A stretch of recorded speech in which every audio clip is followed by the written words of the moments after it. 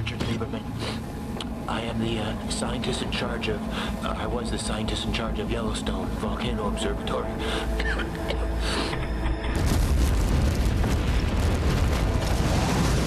I'm not sure what day it is, and I'm not precisely sure if the eruption is over. I'm trapped here in some kind of military installation in some godforsaken part of Colorado. We've got no food, and we've got no power.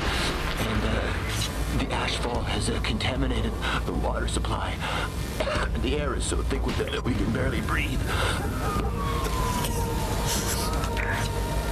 These men that I'm with, they think if we stay put that we're going to be rescued. But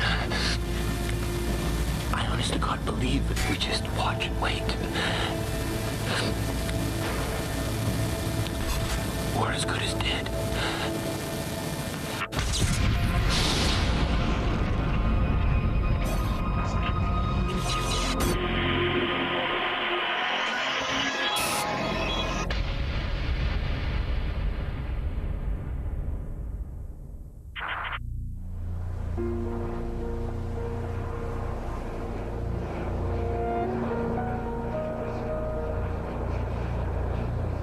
Before it all happened, many visitors to Yellowstone were blissfully unaware that it was volcanic. After all, where was the cone-shaped volcano, like Mount St. Helens or Vesuvius? They didn't realize that they were actually standing on top of it, that beneath their feet was one of the largest volcanoes in the world. The truth is, we were only just beginning to understand the workings of the park ourselves. And Virgil, the virtual geophysical imaging laboratory, well, that was going to help us. Or at least, that's what our boss, Michael Eldridge, tried to persuade the press. With it, we can input data from seismometers, GPS instruments, and video cameras strategically positioned around the park to produce a living, breathing 3D model of what's happening here at Yellowstone. Virgil can also help us to understand the park's beating heart. The vast reservoir of red-hot molten rock that lies just a few kilometers beneath where you're sitting now. The sleeping dragon that powers all of the geysers and hot springs, mud spots and steam vents that draw people here in their millions every year. Maggie Chin, KCVZ News, Salt Lake City. Hello. Hello. Your model is very impressive, sir. Thank you, Miss Chin. My question is, will it help? Help what, Miss Chin? Well, in the last decade, we've seen more and more ground uplift at Yellowstone. 12 feet, I believe, is the conservative estimate. Well, that estimate is not conservative. Nonetheless, many of your colleagues in the scientific community believe that it's one of many signs that an eruption is coming. I'm going to let Rick Lieberman, scientist in charge of the Yellowstone Volcano Observatory, deal with that one. Rick? Thank you. This is a sequence of Yellowstone's geological behavior over the past 100 years. Okay, there we go. You see, what we have beneath our feet here at Yellowstone is a type of volcano, a type of hidden volcano, referred to as a restless caldera. Caldera because you'll note it resembles the shape of a cauldron, and restless because it spends much of its life doing what you see it's doing right here. It's huffing and puffing as the magma and the hydrothermal systems beneath the ground rise and fall for reasons that we actually don't fully yet understand. This uplift that you've mentioned, Maggie, is very simply just a part of everyday life here at Yellowstone. So we're definitely not looking at an imminent super eruption. Well, let me say this. The chances of a so-called super eruption are on the order of something like 1 in 600,000. In fact, it's more than twice as likely that an airplane will crash into your backyard. So, Haven't we just seen extra ground uplift at Norris? yes, yeah, we have, as a matter of fact, but that may well be hydrothermal. A buildup of water. I'll tell you what, Miss Chin, you give me $10, right now, and I will offer you odds of 600,000 to 1. So if this thing does go up, you'd make a killing. Look, as Eldridge said, it is a tool. Ah, come on, it's unreliable. We're not relying on it. Hey, what was that? What was that? That was a press conference. That was a joke. We were unveiling Virgil. What did you want me to say? You know, hello, everyone, this is Virgil, and it frankly has no more of an idea of what's going on down there than we do, but thank you for coming. Buckle up. Matt, you check out the busted seismometers. I'll get there tomorrow. Good. Here's the point. We could have replaced all of those seismometers for the money spent on Virgil. That's the point.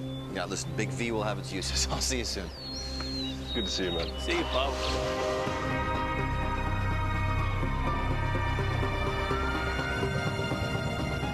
Listen, I need the coordinates of the Taiwan quake. Yeah. Kaohsiung region. Yeah. Hey. 5-7. Yep. 3-3. Okay. This thing takes up far too much space, you know.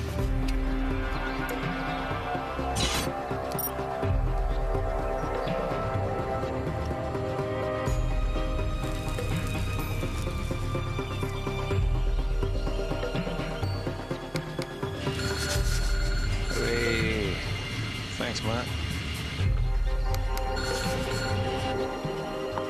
Guess what this is? You tell me. Pumice. It comes from deep inside a volcano. It's so hot the rock's all melted. But when the volcano blows up, it gets blown high into the sky. And guess what? It floats. My coffee. How many is that? A rock that floats. Yeah, okay, pal. That's enough.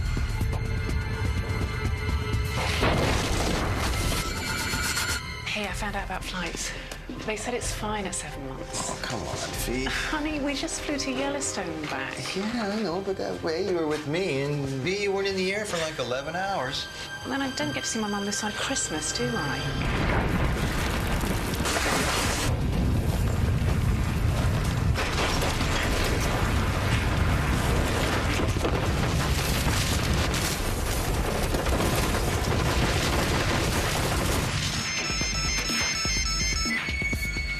What is it?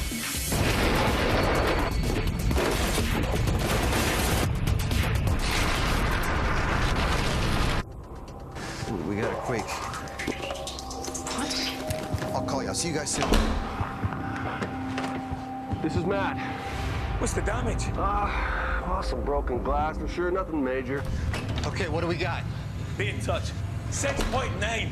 10 kilometers beneath the South Arm Fork. Okay, I'm running a simulation. 6.9 at what? 10 kilometers beneath the South Arm Fork. That's confirmed, 6.9. Standing by for more data.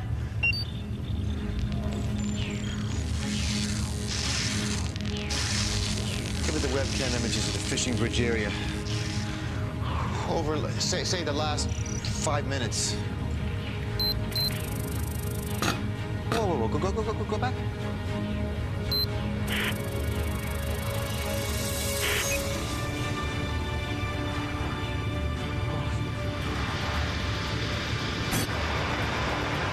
Tell Matt he needs to get to the other end of the lake. Where are you gonna be? I'm gonna be in my office.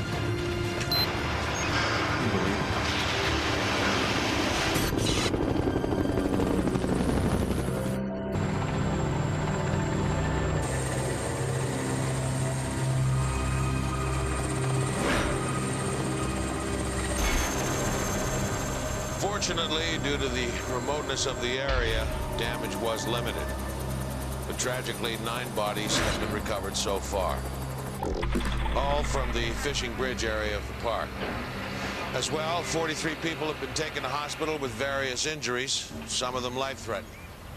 I'm going to hand you over now to Mr. Rick Lieberman of the USGS, then we'll take some questions. Rick? The earthquake, a 6.9 on the Richter scale, occurred at 12:13 local time, centered at a depth of 10 kilometers beneath Mount Sheridan, at the southern end of Lake Yellowstone.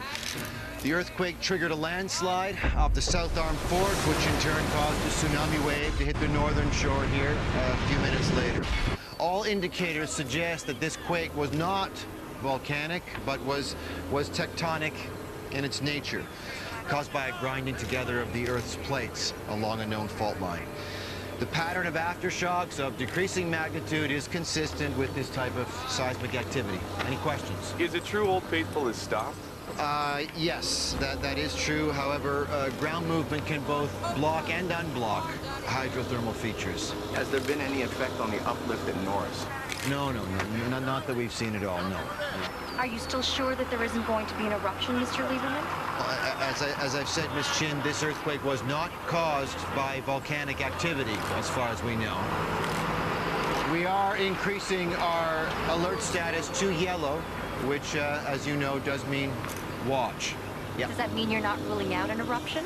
Look, Miss Chen, Yellowstone has sometimes as many as 3,000 earthquakes every year.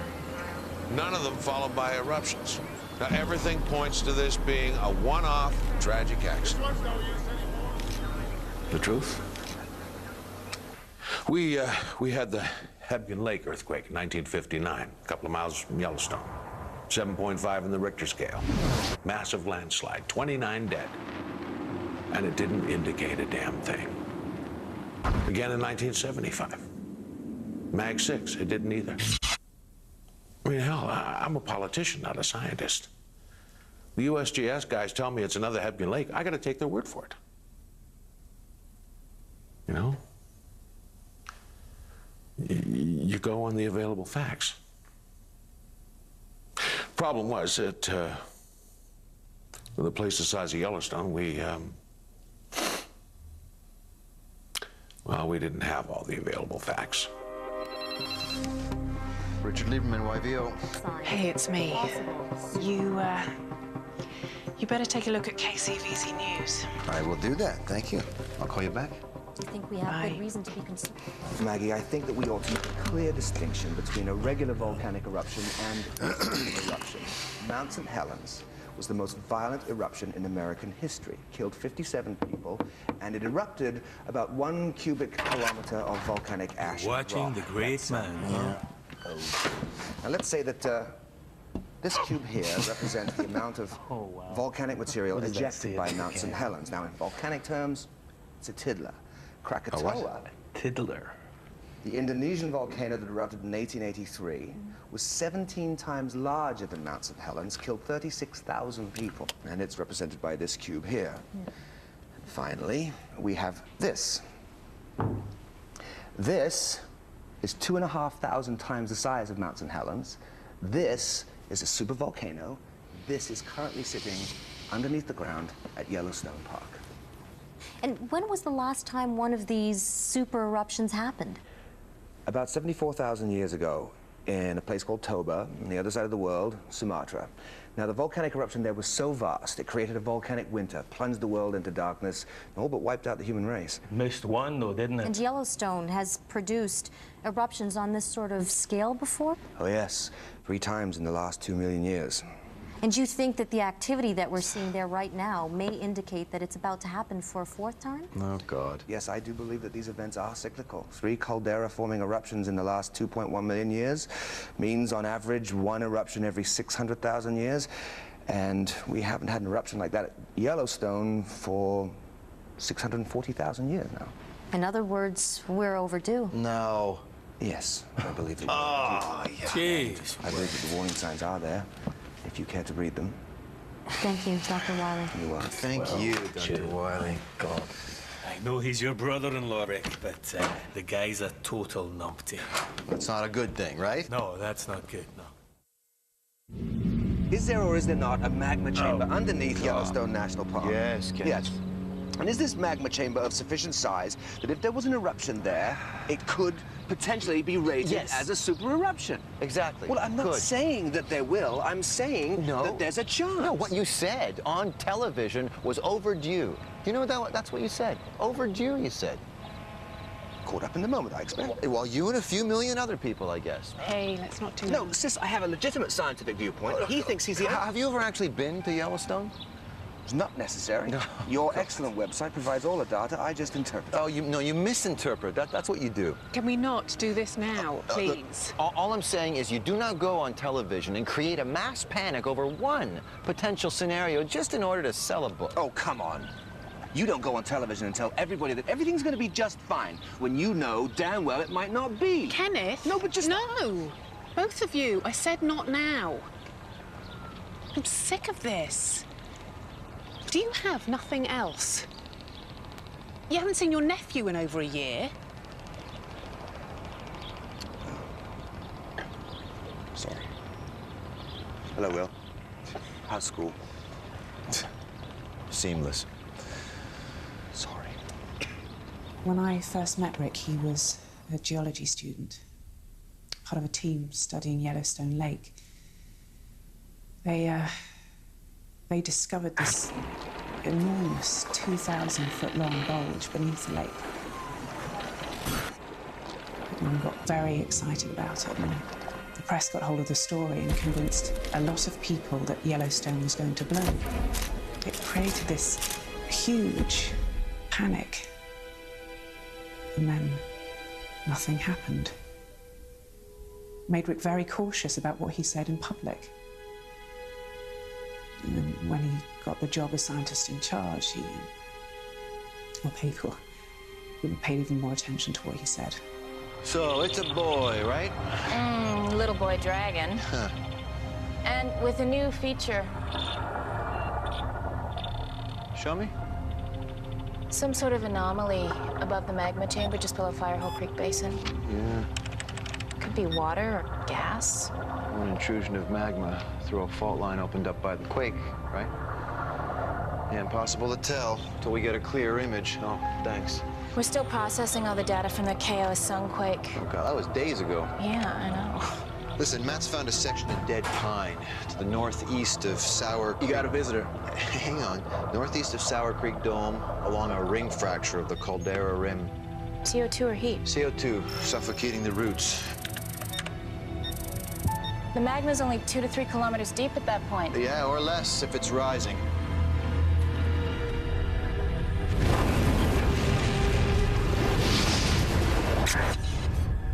All right, so who is it? Wendy something from FEMA.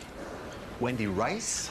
The undersecretary in charge of the Federal Emergency Management Agency is here. You told her to wait in my office?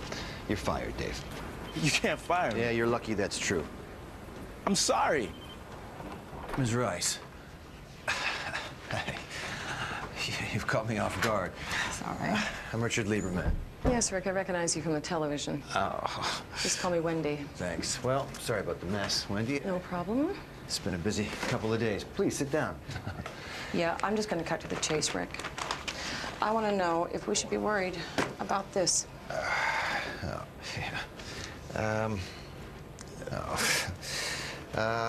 Based on the data that we're getting, yes, there are indicators that there could be an eruption. Or it could be business as usual at Yellowstone. Now, if there is an eruption, then there is a good possibility that it's going to be a moderate one. This isn't enough, Rick. If there's even the slightest chance of this happening, I want to know what that means. I want to know what we can do about it. How much do you know about super eruptions? Put super in front of eruption, I don't imagine it means better. Can I show you something? Please. Okay. See, the magma chamber that sits underneath Yellowstone? Well, here. We think it's roughly the same dimensions as the Caldera Rim itself. We think it's around 40 kilometers wide by 80 kilometers long and around 8 kilometers deep. You think? Yeah, it's a very difficult thing to get a clear picture of. In fact, the only way to even attempt to see a magma chamber is, ironically enough, by relying on earthquakes. Have a seat, please. Thank you. It's called seismic tomography. What we do is we plant an array of seismographs throughout the park, and then when an earthquake occurs, the seismic shock waves from these events travel through the Earth. Now, these waves move slightly slower through the molten rock than through the solid rock. So we can use these slight differences in arrival time here at the seismometers to begin to calculate and plot the rough dimensions of the chamber. It's kind of like sonar. And that tells you how much magma is down there.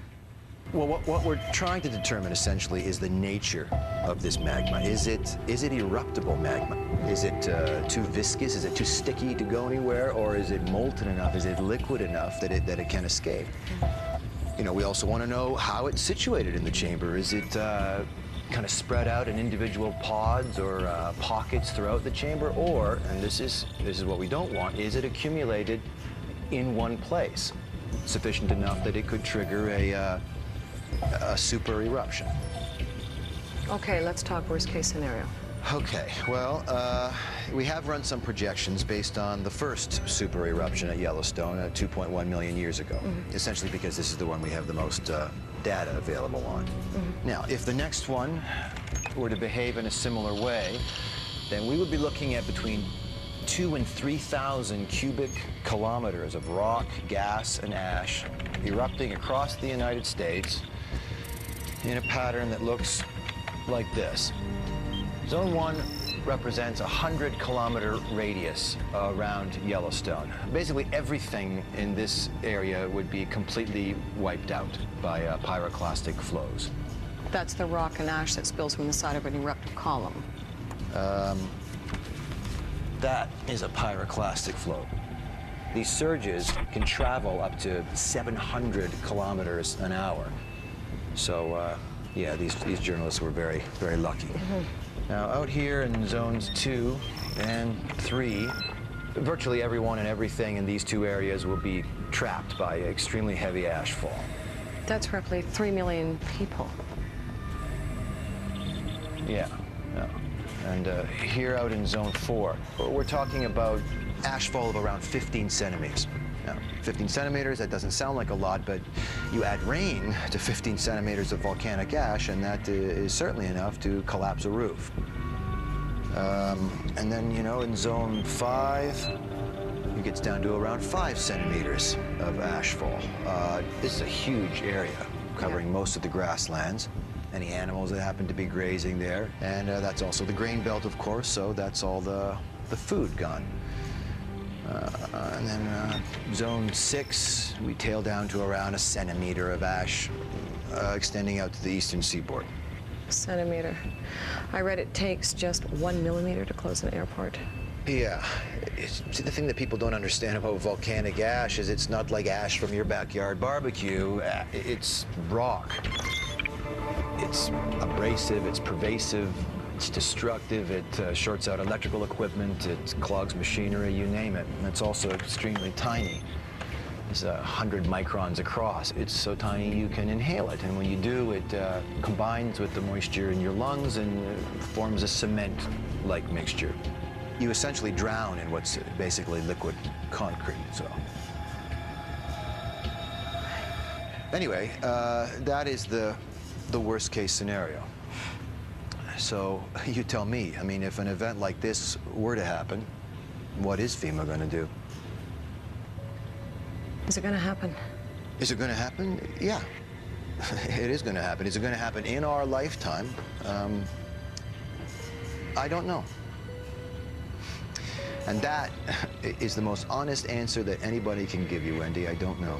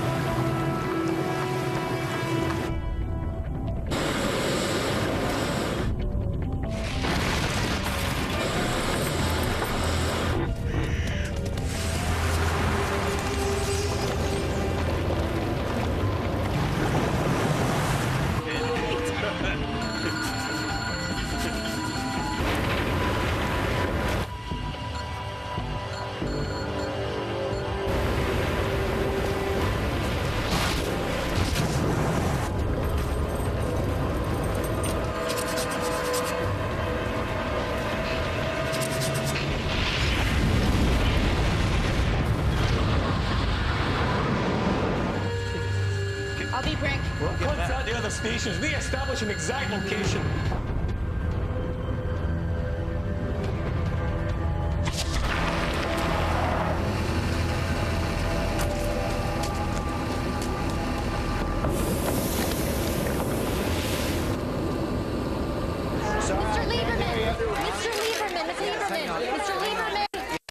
Denying the possibility of a super eruption.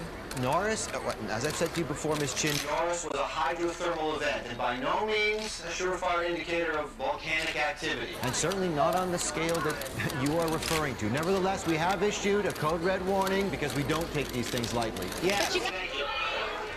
Daddy. Yeah. He's getting famous. But you can't rule out a super eruption, can you? Looks hot. As likely as an asteroid strike, according to some experts. And half as unlikely as being struck by lightning, Miss Chin. And how many of us lose sleep over that? That's all the time we have. Thank you. Thank you very much. Too much politics, not enough science. Okay, we ready to run this simulation? Let's do it. All right. So what I'd like to do is run through a couple of potential scenarios here. Hey, Rick, we've got another quake just over a mile south of Norris. Okay, how big? 1.9. 1.9, okay. Now, this anomaly that we've discovered near Norris, now this could be water and gas, as we know, or worst case scenario, it could be a new pod of eruptible magma. So I want to concentrate our simulations around this area and see what the potential damage could be, okay? So, option number one. Let's say that we've got 1 cubic kilometer of eruptible magma. Okay, and drop it. Run it.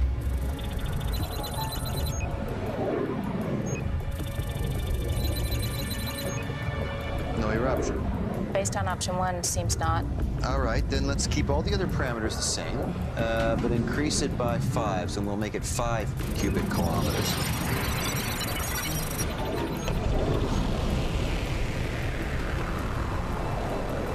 Okay, how big is this?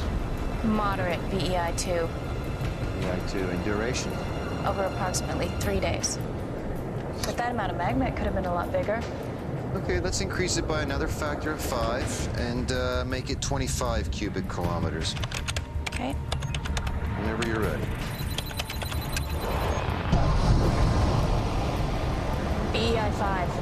Mount St. Helens size. Right.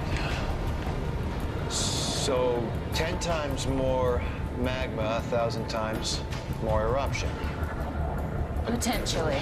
Okay, so let's increase it by another factor of 5 and make it 125 cubic kilometers.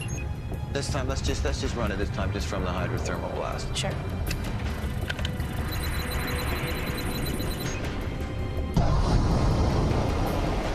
VEI5 again. Okay. VEI5 again.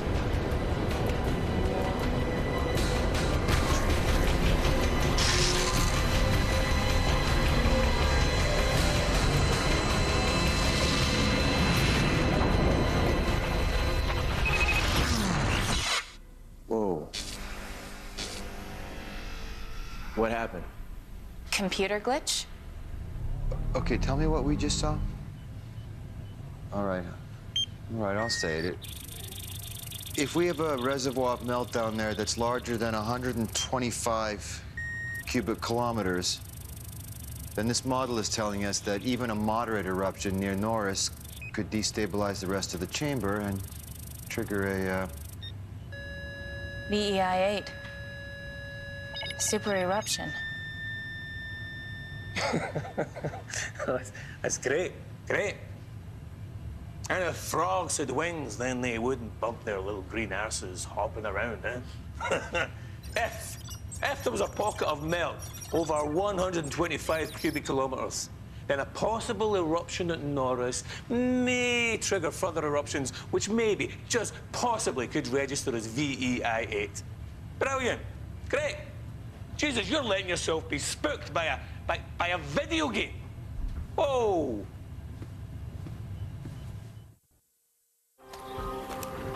How close are we here from Norris? 25 kilometers as per handbook rules. Exciting, huh? Oh, yeah. Very exciting. With any luck, it'll erupt while we have such a good view.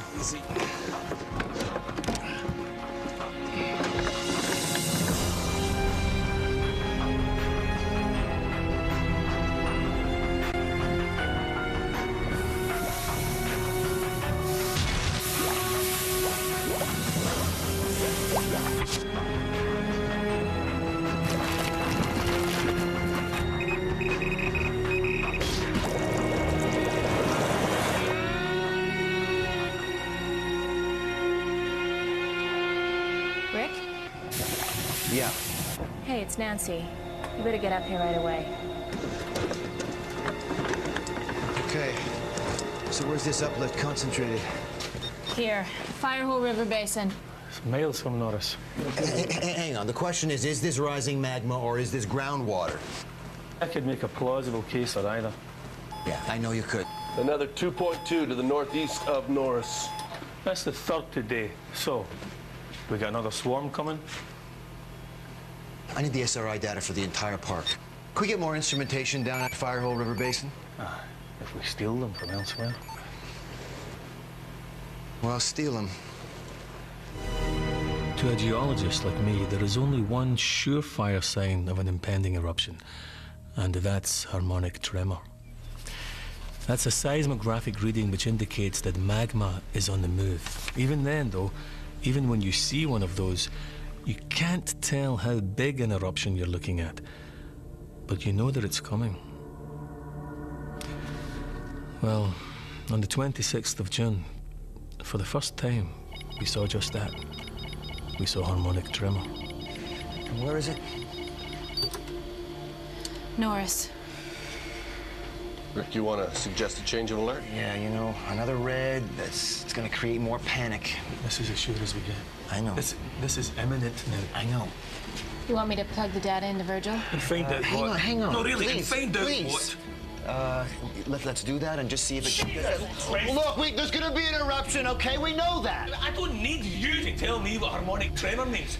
So now you need to advise an upgrade to the alert status, and you need to let people know. Okay, so if I upgrade to a red, everyone's gonna think that we've got a super eruption on our hands, and I am not gonna be held responsible for some kind of mass panic. But wait a minute, it is our responsibility.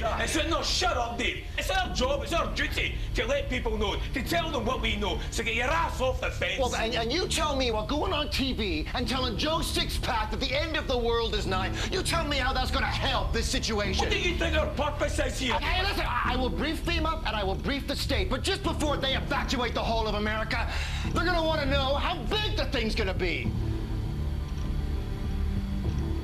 Well, at least the ship's got a bloody captain there.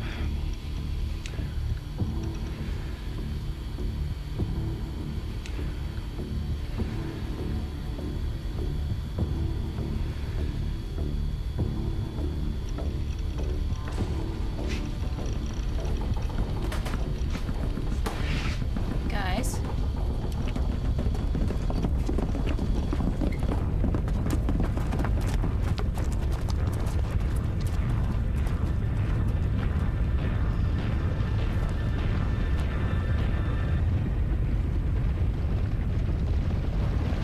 This is gonna be big.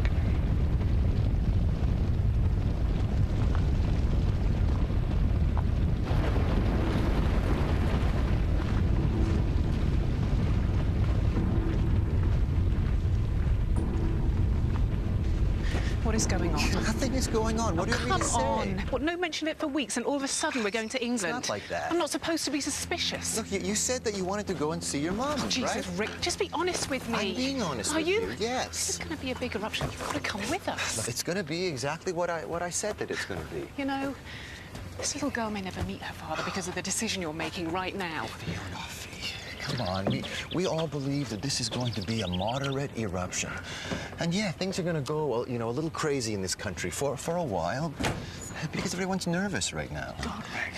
That's why I'd just be happier if you both were in London when all that's going on.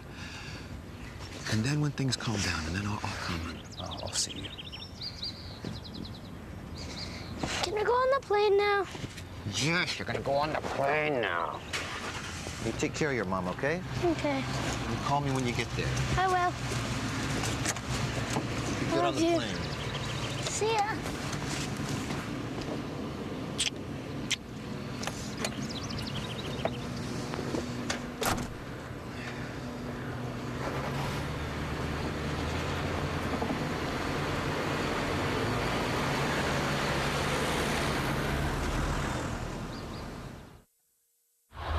I'm going to refer you to our San Francisco FEMA office, and I want you to talk to Lisa Cochran.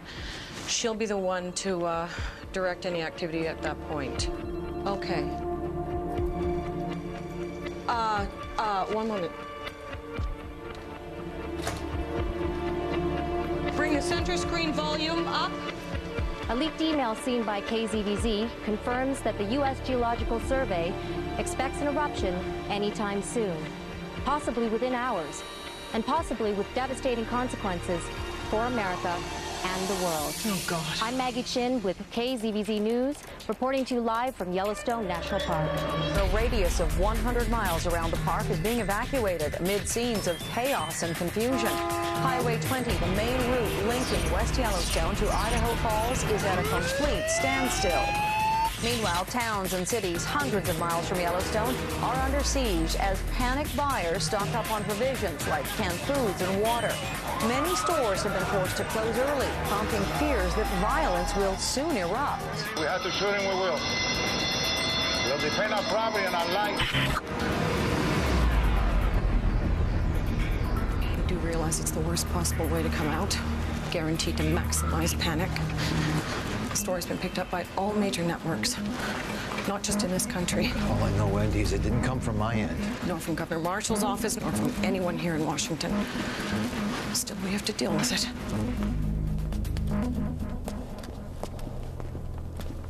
Sir, this is Rick Lieberman. Hey. Rick, Joe Foster, Secretary for Homeland Security. Michael, you know, of course.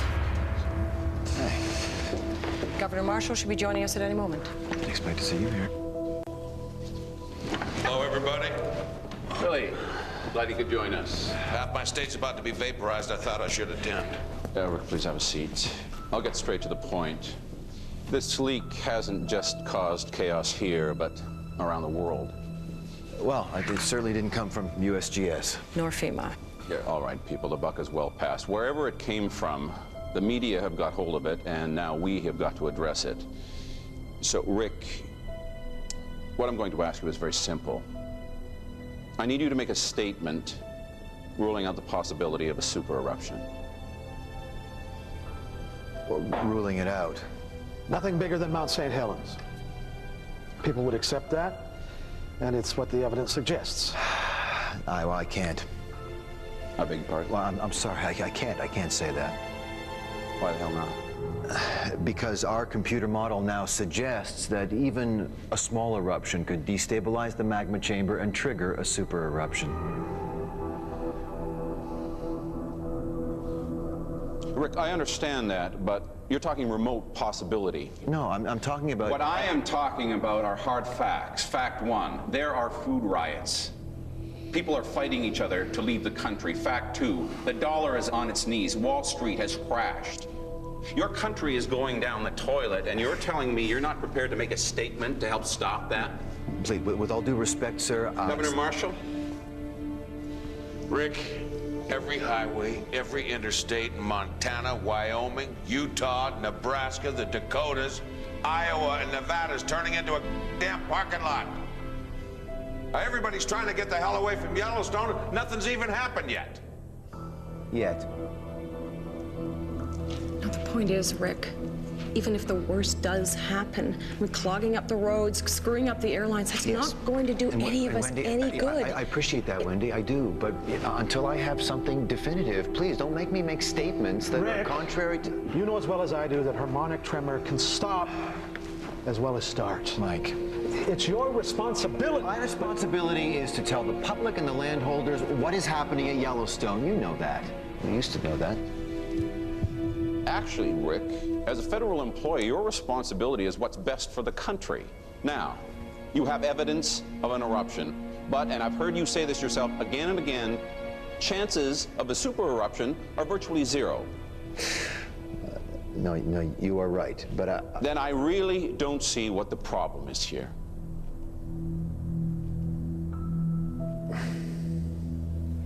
Thank you all. I'll see you in 10 minutes.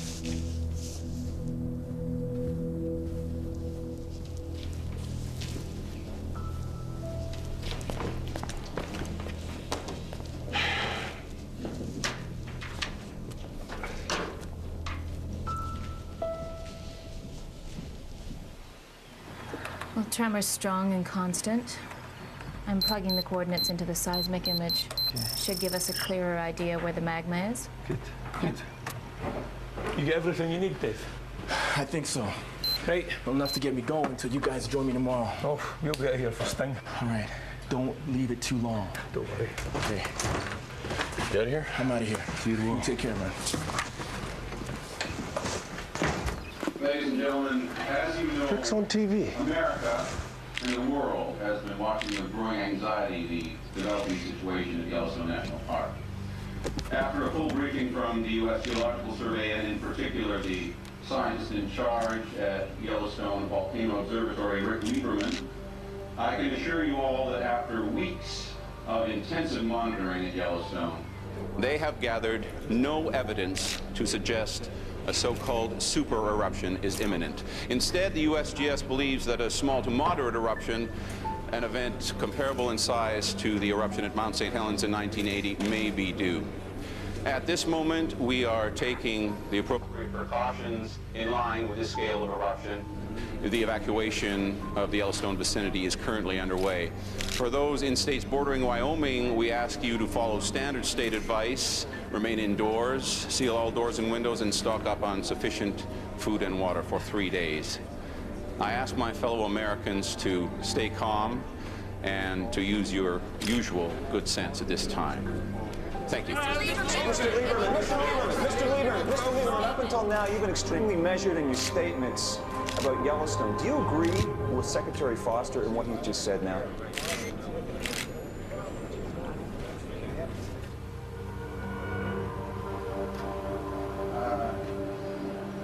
Yes, I do. Thank you. What?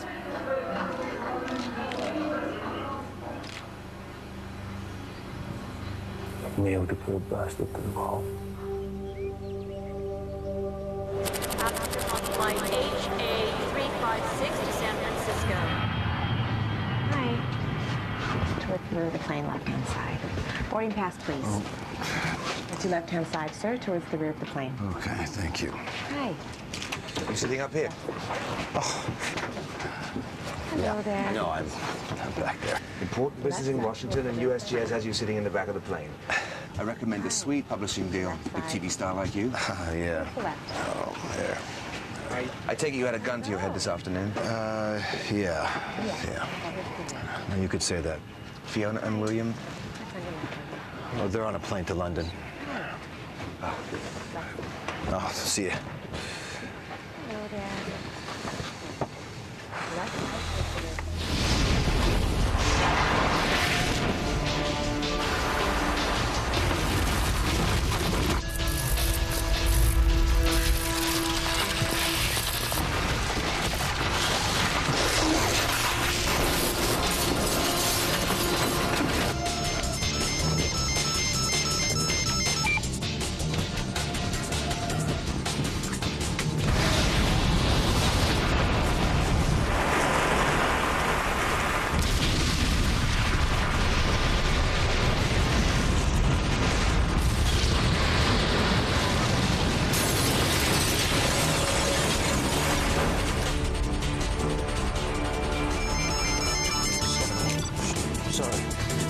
Sit down. The captain hasn't turned back the seatbelt sign off yet. Sir, Field office.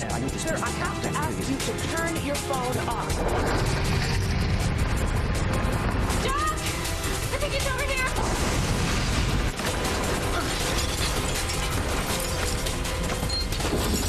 Don't touch my arm!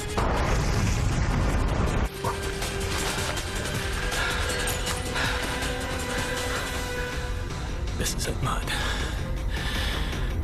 It started.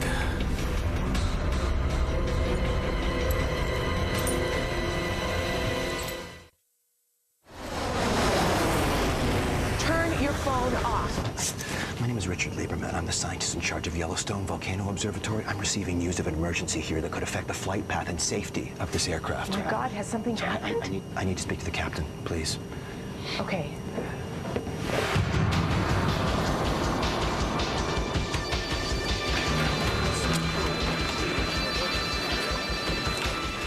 Hey, Bob. Nice dress. I'm sorry to haul you away. Not a problem. Who have I got from USGS? No one. What? You can't get through to the field office at the moment. Hey, Dave. Michael Eldridge is on his way over. Is this vac imagery all we have on this? Yeah, and it's only a projection. What? Okay, Air Force, I need a plane up there as close as they can get taking a look at this thing. Let's brief the White House on what we know so far. Dave, get VAC on the line. I want to talk to Governor Marshall in Wyoming, Joe Foster at Homeland, and keep trying the Yellowstone field office. And Bob, please get me something else to wear. Sure. Mary?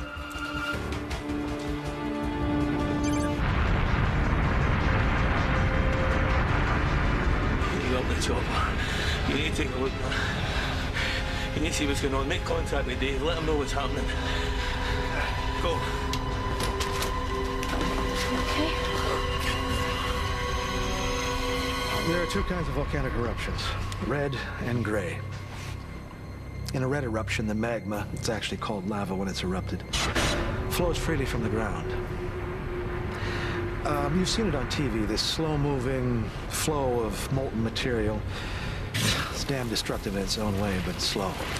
Very slow. You can literally outpace a lava flow without breaking a sweat.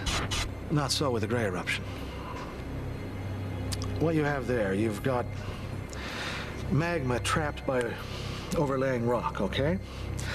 The pressure builds and builds to the point the whole thing blows. The magma under pressure turns to foam and gas, which bursts upward in a vertical column at twice the speed of sound, 50 kilometers up into the stratosphere.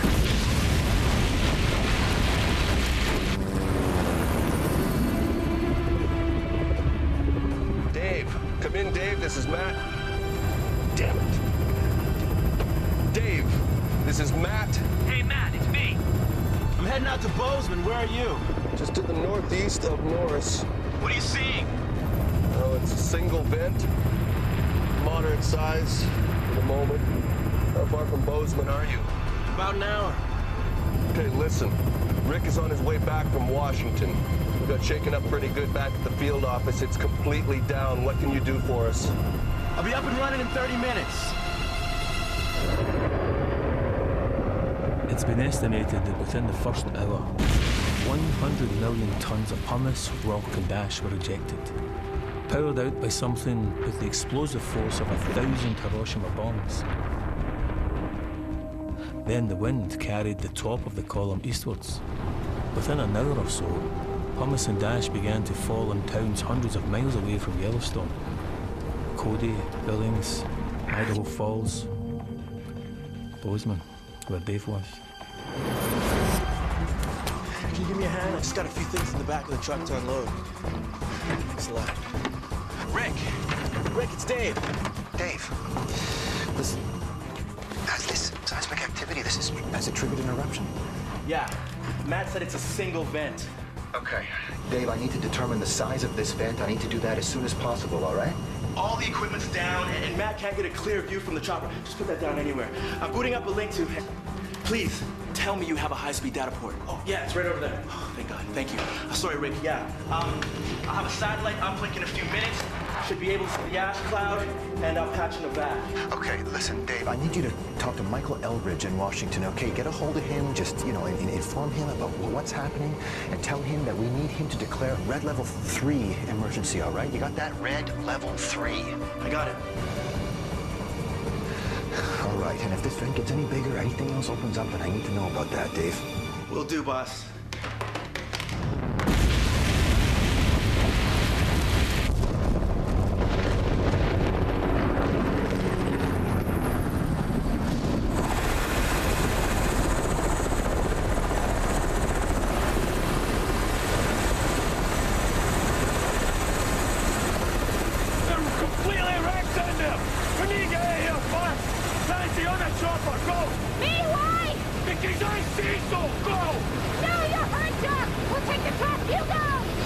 You go! Oscar! Phi Sigma! MRC!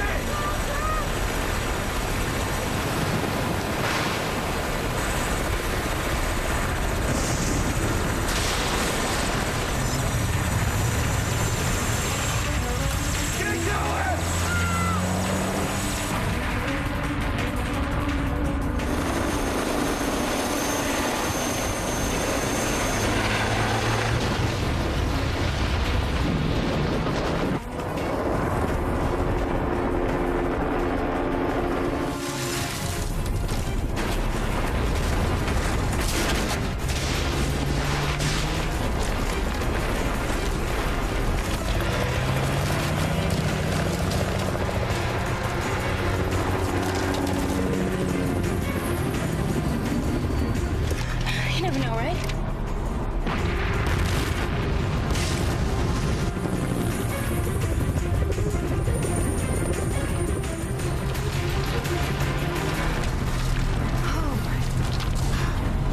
Oh my god! Here? Faster! It's a search! Run! Up! We can't outrun it! Go on!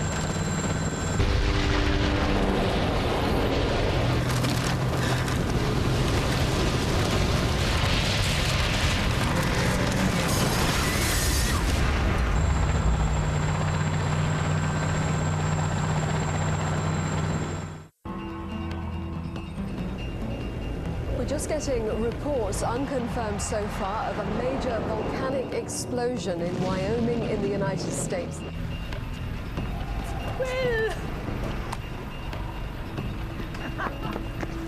Early reports from Wyoming say the eruption has killed literally thousands of people. Many cities near the volcano in the Midwest have been destroyed. Authorities now fear a humanitarian catastrophe on an unprecedented scale.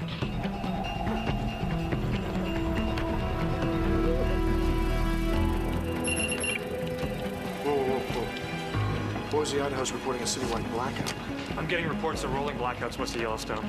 Ash fall on power and relay stations.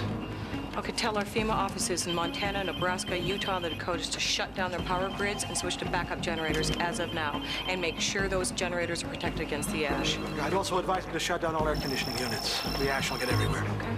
All federal buildings need to seal up and start recycling their clear air.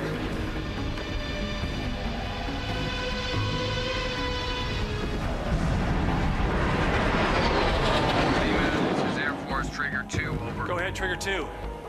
I'm now monitoring the eruption column at level 500. Indications are below about 290. The wind is westerly, but above that it veers around to 7 or northwest, over. Hank. You got those coordinates?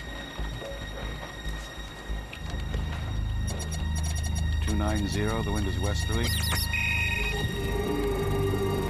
Oh, man. It's directly across major commercial air routes. Hank, I want all airspace across the central USA cleared and put east and west coast on standby. Michael, where is your guy? I need him here. Rick Lieberman? Yes. He's in there somewhere. He was flying back tonight. Oh, okay. Anyone need some blanket? There you go.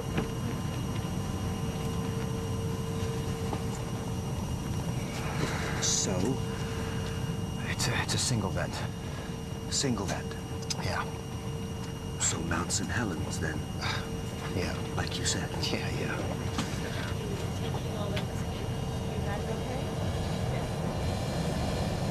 What's that? Come on. That smell. Sulfur.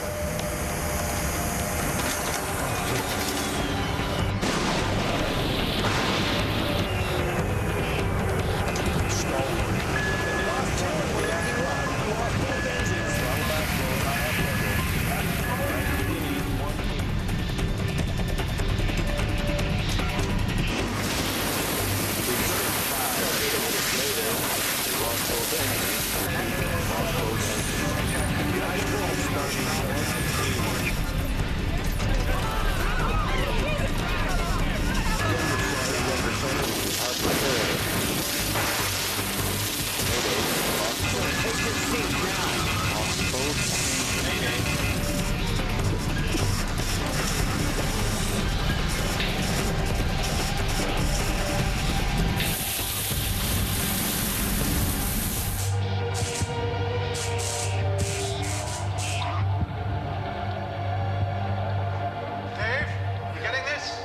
Yeah, I got it.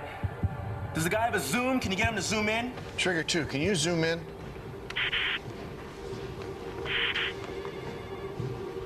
Wait. Oh. Hey, you see that, Michael? Another one. Yeah. Yeah, that's vent number 2 opened up now. While it was just a single eruptive column, there was still a chance that things would be okay. But the second eruption... Clearly, there was so much magma and pressure in the chamber that it couldn't vent through a single column. Instead, the whole caldera began to unzip in a series of smaller eruptions. Once that started, we had no idea how long it would go on for. Days, weeks, months. We just didn't know.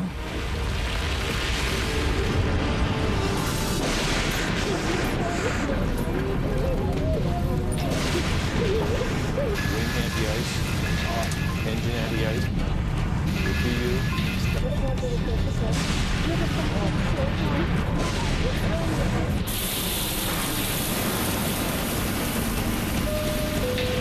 Ladies and gentlemen, this is Captain Frank. We'll very shortly be making a precautionary landing in Cheyenne. The ash cloud has blasted the cockpit window. We're landing blind. On the back of the seat in front of you, clasp your hands under your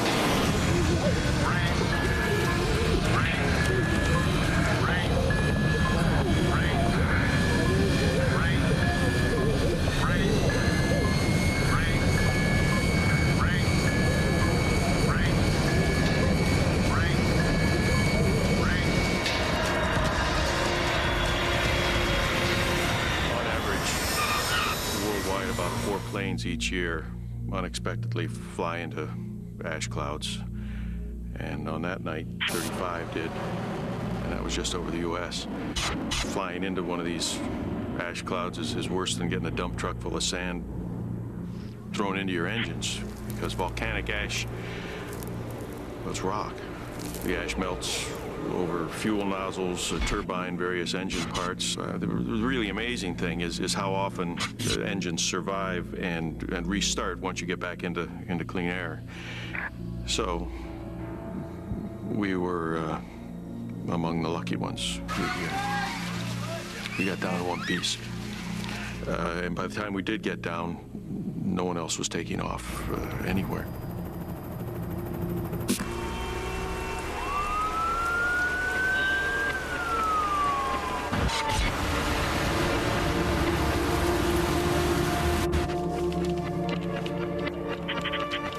Of large numbers fleeing into Canada along Interstate 15 and 29. Lincoln, Nebraska is on standby to evacuate. Stand them down. I need to clear those roads and get me a transportation update on the Coast Guard. The Air Force is evacuating its planes at bases at Minot, Grand Forks, Ellsworth, Nellis, Kirtland, Offutt, Peterson, Edwards. Is there anywhere they're not evacuating? The East Coast, basically. Thank you. Wyoming's declared a state of emergency. They've asked for a federal disaster to be called. Did you get that, Denver? Guys. Hey, guys. Looks like we got another vent opened up. Oh, God, 3 vents open. Michael, how bad is this going to get?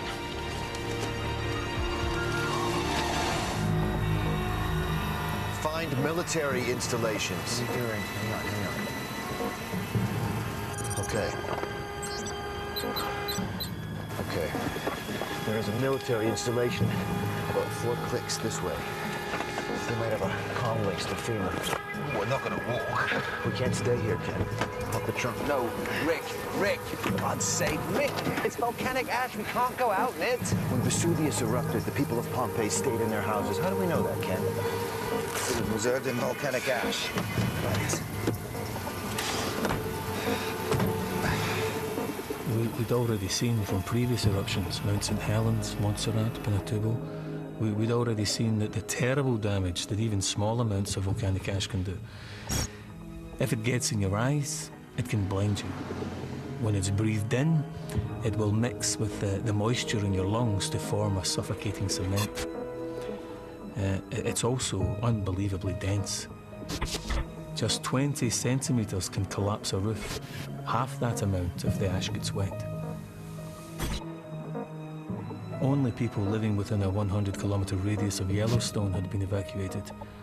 Everyone else, caught under the ash cloud, was in serious danger. Dave, are you getting this? Yeah, I'm seeing it. 2 more vents makes 5. I'd say the caldera is definitely opening up. What do you think, Michael? I concur with that.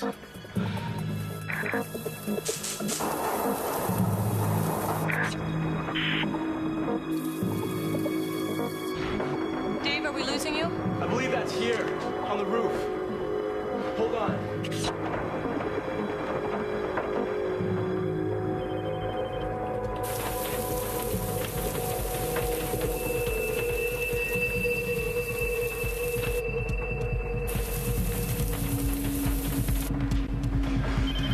Thomas, coming down hard. Dave, you gotta get out of there now. What, and go where? Well, you got a secret highway no one knows about? What about the people in the motel? Some have gone, but most are staying inside hoping to ride it out.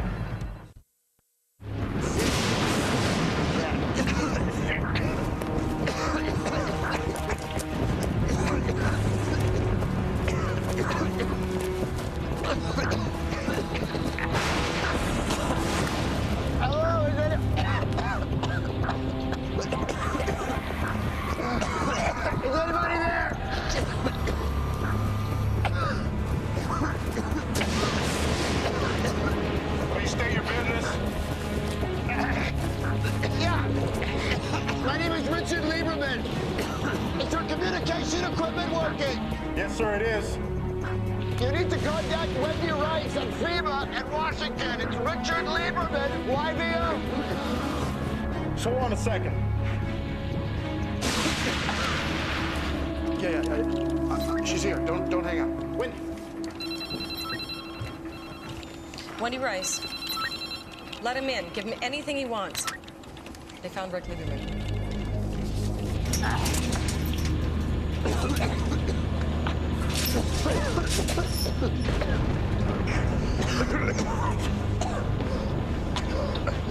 I'm Sergeant Jeffrey Johnson. Hope you guys understand the precautions. Yes. Thank you for letting us in. There's water downstairs. Thank you. After you guys.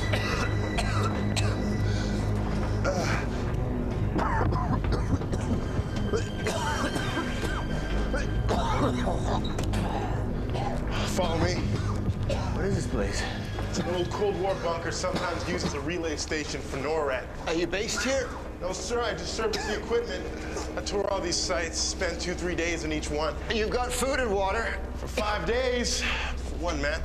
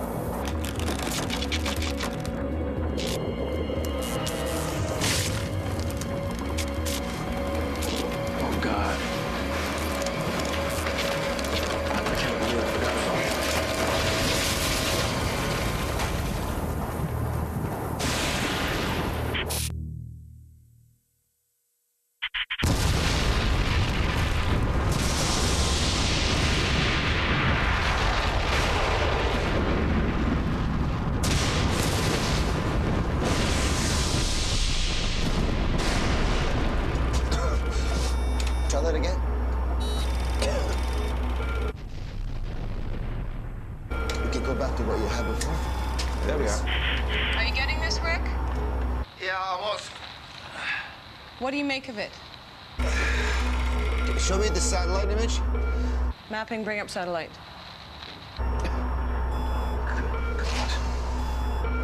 Okay, go closer. That's amazing. Okay, can you give me the thermal image?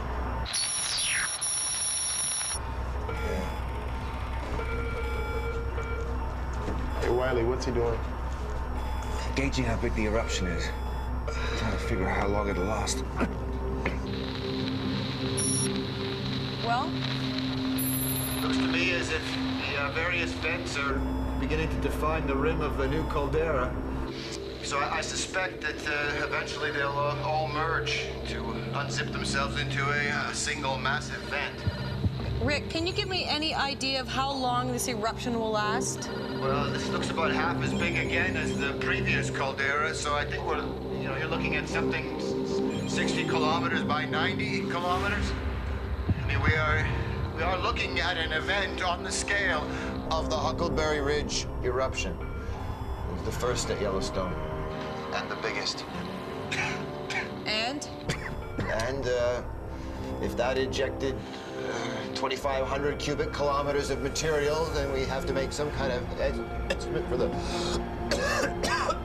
rate of ejection, and then you do the math, and you've got your duration. Give me a figure, Rick. Say that again? A figure. Give me a figure. What, you want me to guesstimate? Yes. We're looking at a duration of between 5 and 9 days. But it doesn't matter how long it lasts, Wendy. Make no mistake, we are looking at a VEI here. So there's no question anymore. What happened? Lost the link. Let's get that signal back. VEI 8, Michael. Super eruption. Yeah, the worst case scenario. No, it isn't. John Galvin, he was at the field office when the The eruption worst started. case scenario isn't a super eruption. The worst case scenario is a super eruption which goes on and on. If a volcano ejects more than 1,000 cubic kilometers of magma, it's a VEI 8. The magma chamber under Yellowstone has the capacity of 25,000 cubic kilometers. Problem is, we don't know how much of that is eruptible magma.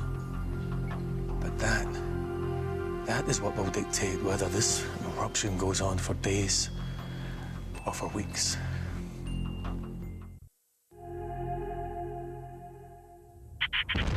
By day 3, the volcano showed no signs of slowing.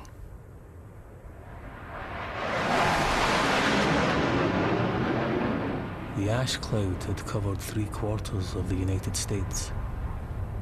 Cities like Chicago, St. Louis, Detroit, Minneapolis, they were at a total standstill. Roads, railways, airports were all closed. The power supplies failed. The water was polluted. Every day it moved eastwards by another 150 kilometers. And all we could do was sit and watch. L'elezione possa essere contenuta o se ci troviamo di fronte ad uno dei peggiori disastri.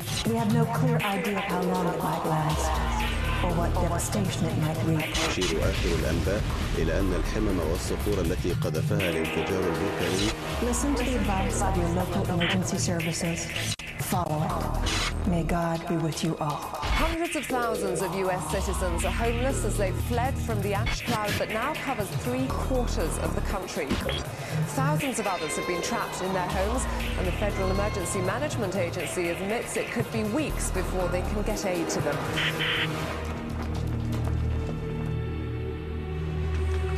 Good morning, sir. Good morning. Morning, all.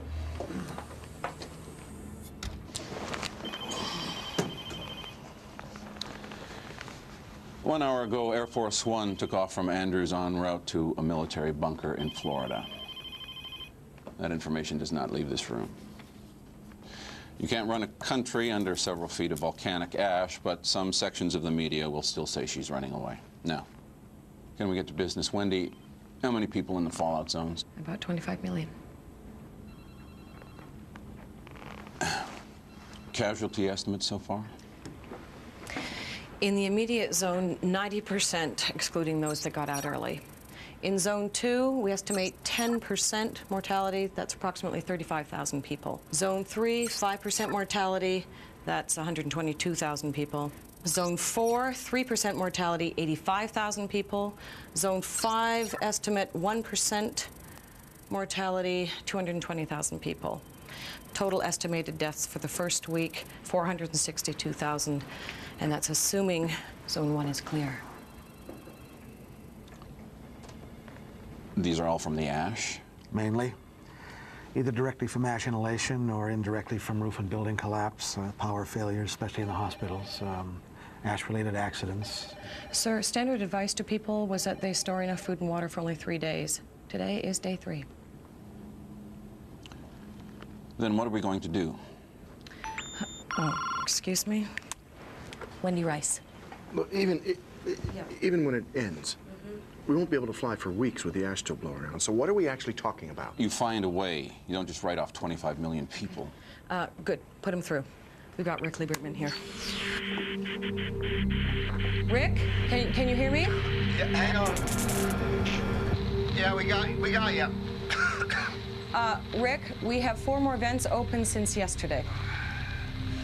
All right, has Dave been able to model these? We can't raise Dave. What's that? Say that again? I'm sorry, Rick. We can't raise Dave. Secretary Foster here, Rick. We need to know how long this eruption is going to last so we can plan how to rescue 25 million people. With all due respect, Mr. Foster, I think you've got to change your game plan. I mean, what you have told people is to stay put and to sit this out and to wait for your help. I believe there's simply no realistic way for you to honor that, sir. And I think that if you do, people are going to die waiting for you. You need to retract your advice. You need to retract your advice. You need to tell them to come to you. Mr. Lieberman, FEMA will draw on every resource possible to rescue these people. That's our federal obligation. No, sir, this is not about protocol, Mr. Foster. This is about survival and nothing more. I mean, when this ashfall stops and the air starts to clear, the people who are trapped are going to, like we are going to start walking.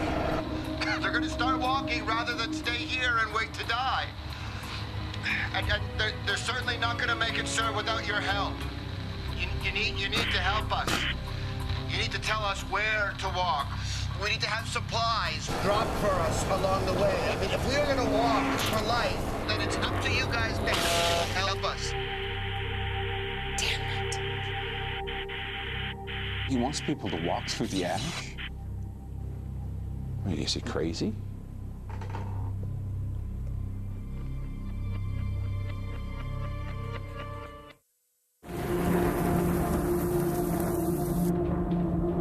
I just keep thinking, could I have done something different?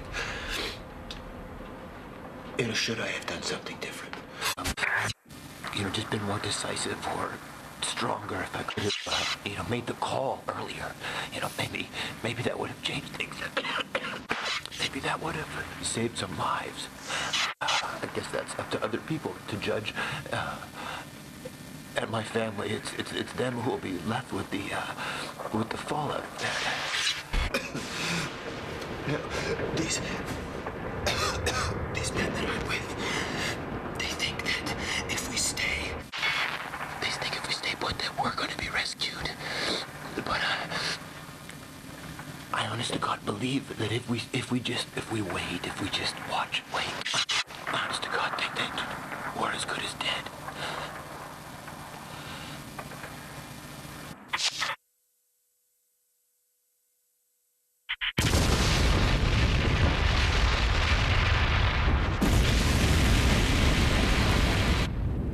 By day 5, over 2,000 cubic kilometers of ash and pumice had been dumped across the United States.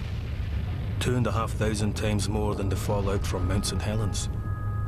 But that was only about 10% of what was in the magma chamber.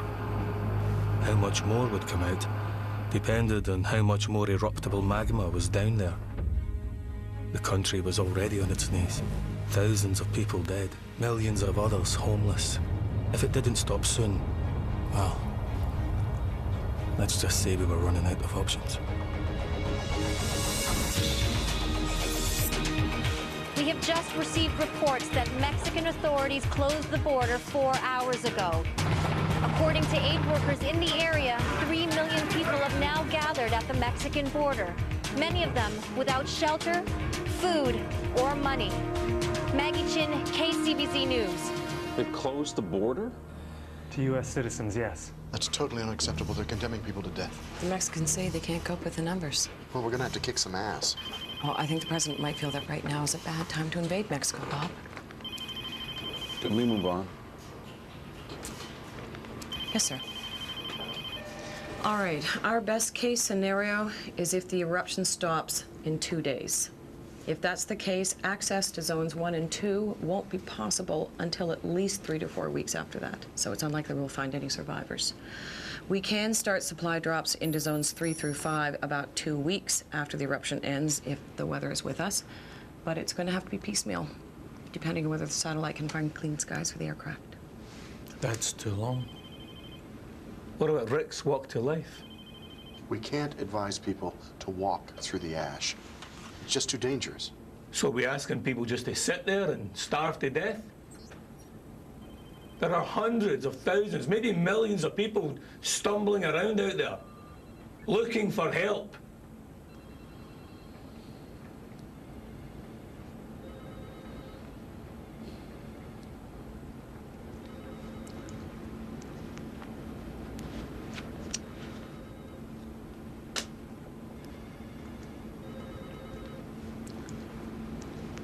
Sir?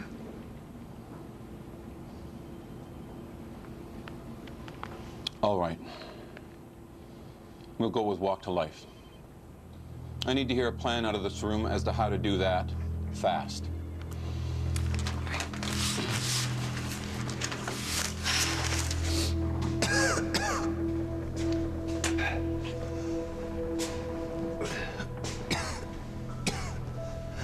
Well, it's still raining.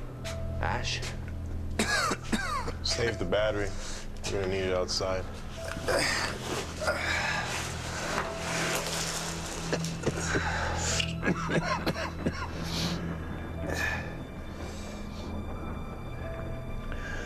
Johnson. Yeah. Won't the Air Force be looking for you? For me? Yeah, you know. Leave no man behind and all that. That's the Rangers. So the Air Force does leave men behind? I guess. I should have joined the Rangers. Cheyenne's our best bet. We should head there. FEMA. FEMA knows we're here. They'll send somebody. Kenny, FEMA's got 25 million people to save. By the time they find us, we'll have starved to death. Not if we eat Johnson. Try it, man. Definitely a book in this when we get out. Oh, I don't know. One doesn't like to say I told you so.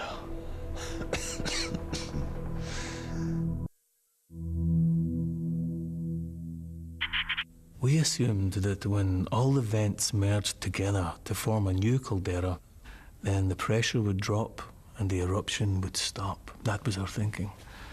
Then, on day 7, our seismographs began to pick up massive quakes. And we realized that the ground within the new caldera rim was beginning to collapse into the empty space left by the ejected magma.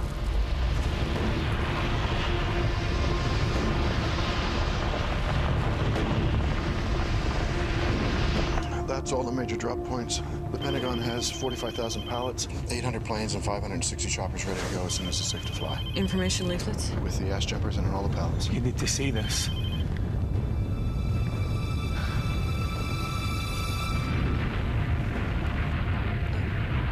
Does this mean... This means that the pressure holding the eruption column in the air is beginning to drop. It's a good thing. It's a good thing. And now to the news that America has been waiting for, the end of the supervolcanic eruption at Yellowstone National Park. At 9:17 a.m. local time, the eruption column began to collapse. Ocurrida en el Parque Nacional de Yellowstone, Wyoming, Estados Unidos, parece haber llegado a su fin. 这是整个火山爆发当中具有关键性的转折点。 Huge pyroclastic surges, which radiated out over 100 miles from the base of the column, overwhelming the U.S. Air Force drone that's been monitoring the eruption. Across America, the overwhelming task of trying to bring aid to the estimated 29 million people trapped by the ashfall begins. Authorities now admit it'll take weeks, if not months, to reach those trapped closest to the volcano. We're going to head back toward the interstate and then turn north. Any abandoned vehicles we come across along the way, I think we should stop and check them for water in the washer bottle, food, anything we can use. Okay. Okay. How far? Outskirts of Cheyenne are approximately 25 kilometers. You know, I've got to say, Richard, this has been a crappy book tour so far.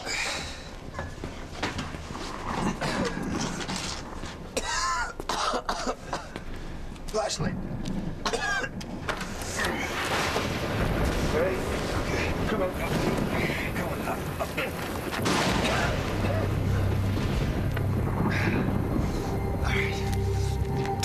All right. Okay.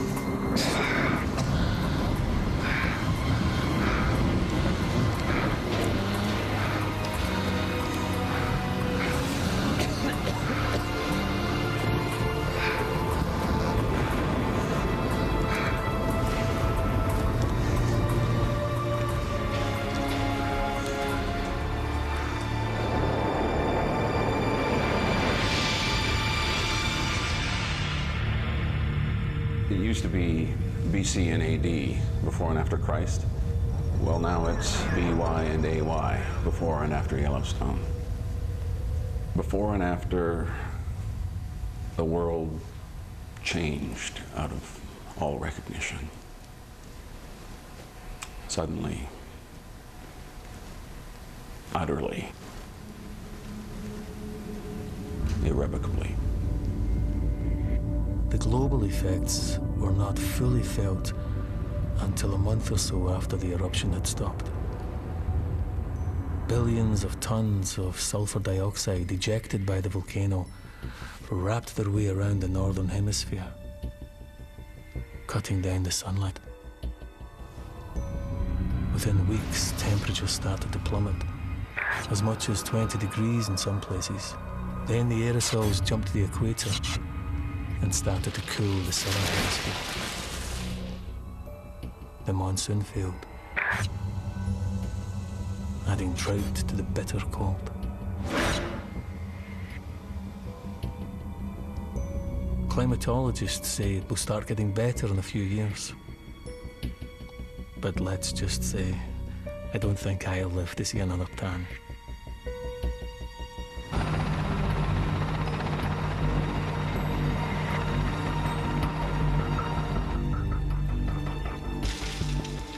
Clear up the scale of what we still have to do all this time on. 80% of the USA covered by ash. 20% rendered unusable or uninhabitable. Cities and towns permanently abandoned. Billings, Cheyenne, Denver, Salt Lake City. I don't know how we've kept going, to be honest. I mean, just the animals. The livestock. Millions dead. Rotted where they fell. And the people.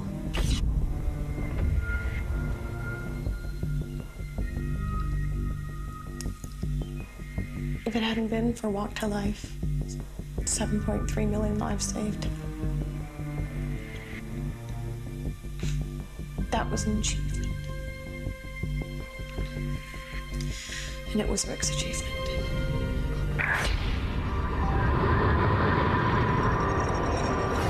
Not knowing was the hardest part. He called from Cheyenne, from the airport, with Ken. And then I didn't hear anything. Until Michael Eldridge called from FEMA to say they were in this bunker place. But safe. But then, when there was no news, I gave up all hope of ever seeing them again.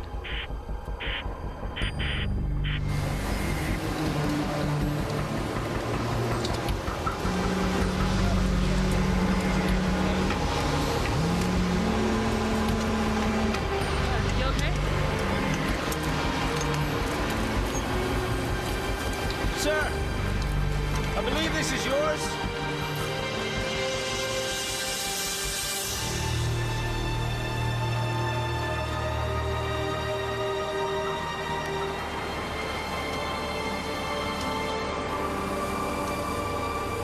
Why did I choose to come back?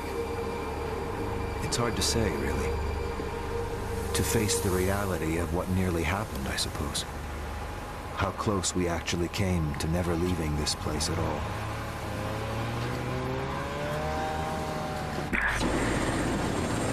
We were picked up in Cheyenne. And when the ash finally stopped falling, we were transported to Denver, where we waited with thousands of others for our turn to be rescued. It would be 3 months until the transatlantic routes opened up again, and I made it back to my family in England.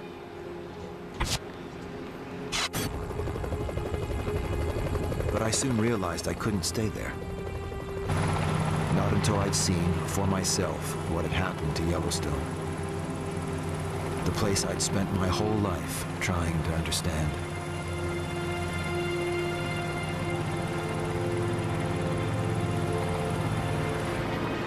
Things will get better. They will, eventually. Nature will recover. The world will recover. This, after all, is not only how life ends, it's also how life begins. And one day, someday, Yellowstone will erupt again. But not on my watch.